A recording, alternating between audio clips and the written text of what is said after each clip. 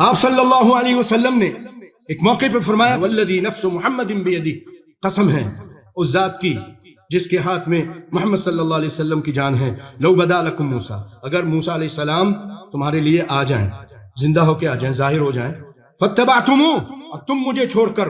فاتبعتموہ وترکتمونی، تم ان کی پیروی کرنے لگے اور مجھے چھوڑ دو۔ اگر محمد مصطفیٰ کے ہوتے ہوئے تم موسیٰ کے پیچھے چلو گے تو تم،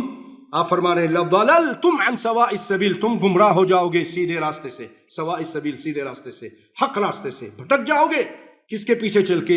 موسیٰ علیہ السلام کے، کس کی موجودگی میں؟ محمد مصطفیٰ صلی اللہ علیہ وسلم کے آ جانے کے بعد پھر موسیٰ کی کلیمی بھی نہیں چل سکتی، ابراہیم کی خلیلی بھی نہیں چل سکتی، کسی نبی کی نبوت نہیں چل سکتی، کسی نبی کی کسی رسول کی رسالت نہیں چل سکتی ہوتے ہوئے مصطفیٰ کی گفتار نہ دیکھ کسی کا قول و کردار۔ تو آج ہم کسی امتی کی پیروی کریں نبی کی حدیث کے خلاف تو ہم گمراہ نہیں ہوں گے، بدرجہ اولا گمراہ ہو جائیں گے۔